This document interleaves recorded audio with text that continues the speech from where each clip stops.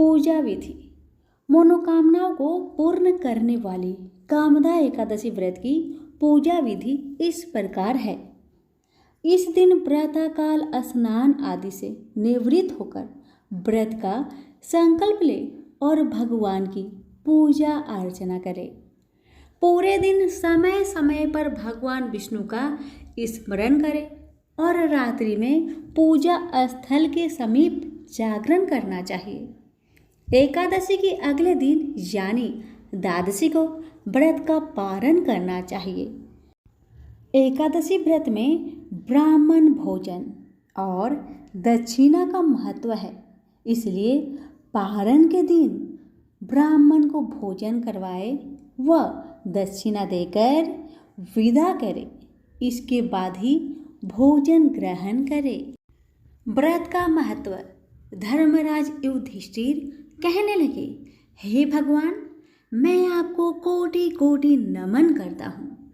आपने चैत्र मास के कृष्णा पक्ष की एकादशी अर्थात पाप मोचनी एकादशी के बारे में विस्तार पूर्वक बतलाया। अब आप कृपा करके चैत्र शुक्ल एकादशी का क्या नाम है तथा उसकी विधि एवं महात्म्य क्या है। भगवान श्री कृष्ण ने कहा, हे धर्मराज, चैत्र मास के शुक्ल पक्ष की एकादशी को कामदा एकादशी के नाम से जाना जाता है। एक समय की बात है, यही प्रश्न राजा दिलीप ने गुरु वशिष्ठ जी से किया था और जो समाधान उन्होंने बतलाया वही मैं तुमसे कह रहा हूँ।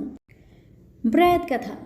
प्राचीन काल में भोगीपुर नामक एक नगर था। वहाँ पर अनेक ऐश्वर्य से युक्त पुंडरीक नाम का एक राजा राज्य करता था।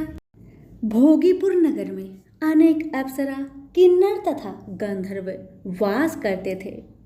उनमें से एक जगह ललिता और ललित नाम के दो स्त्री पुरुष अत्यंत वैभवशाली घर में निवास करते थे। उन दोनों में अत्यंत स्नेह था, यहाँ तक कि अलग अलग हो जाने पर दोनों व्याकुल हो जाते थे। एक समय पुंडरीक की सभा में अन्य गंधर्वों सहित ललित भी गान कर रहा था। गाते गाते उसको अपनी प्रिय ललिता का ध्यान आ गया और उसका स्वर भंग होने के कारण गाने का स्वरूप बिगड़ गया। ललित के मन के भाव जानकर कारकोट नामक नाग के पद भंग होने का कारण राजा से कह दिया। तब पुंडरीक ने क्रोध पूर्वक कहा कि तू मेरे सामने गाता हुआ अपनी स्त्री का स्मरण कर रहा है, अतः तू नरभक्षी दैत्य बनकर अपने कर्म का फल भोग। पुंडरीक के श्राप से ललित उसी क्षण महाकाय विशाल राक्षस हो गया।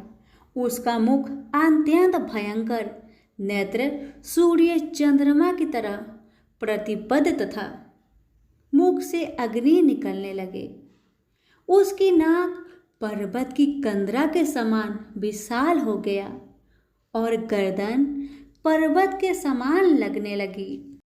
सिर के बाल पर्वतों पर खरे वृक्षों के समान लगने लगे तथा भुजाएं अत्यंत लंबी हो गई। कुल मिलाकर उसका शरीर 8 योजन के विस्तार में हो गया। इस प्रकार राक्षस होकर वह अनेक प्रकार के दुख भोगने लगा। जब उसकी प्रियतमा ललित को यह वृत्तांत मालूम हुआ तो उसे अत्यंत खेद हुआ और वह अपने पति के उद्धार का यत्न सोचने लगी।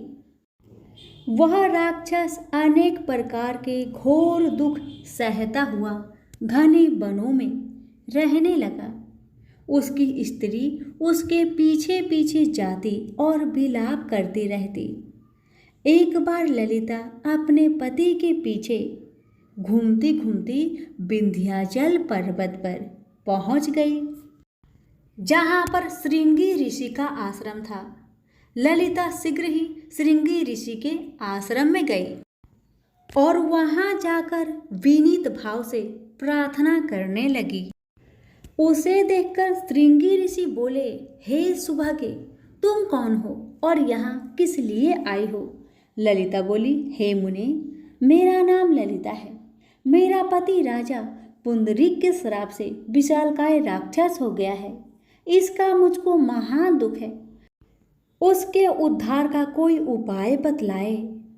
श्रृंगी ऋषि बोले, हे गंधर्व कन्या, अब चैत्र शुक्ल एकादशी आने वाली है, जिसका नाम कामदा एकादशी है, जिसका व्रत करने से मनुष्य के सब कार्य सिद्ध होते हैं। यदि तू कामदा एकादशी का व्रत कर उसके पुण्य फल अपने पति को दे दे तो वह शीघ्र ही राक्षस योनि से मुक्त हो जाएगा और राजा का श्राप भी अश्वमेव शांत हो जाएगा। मुनि के ऐसे वचन सुनकर ललिता ने चैत्र शुक्ला एकादशी आने पर उसका व्रत किया और द्वादशी को ब्राह्मणों के सामने अपने व्रत का फल अपने पति को देते हुए भगवान से इस प्रकार प्रार्थना करने लगी, हे प्रभु, मैंने जो यह व्रत किया है इसका फल मेरे पति देव को प्राप्त हो जाए, जिससे वह राक्षस योनि से मुक्त हो जाए। एकादशी का फल देते ही उसका पति राक्षस योनि से मुक्त होकर अपने पुराने स्वरूप को प्राप्त हुआ। फिर अनेक सुंदर वस्त्राभूषणों से युक्त होकर ललिता के साथ विहार करने लगा। उसके पश्चात वे दोनों विमान में बैठकर स्वर्गलोक को चले गए।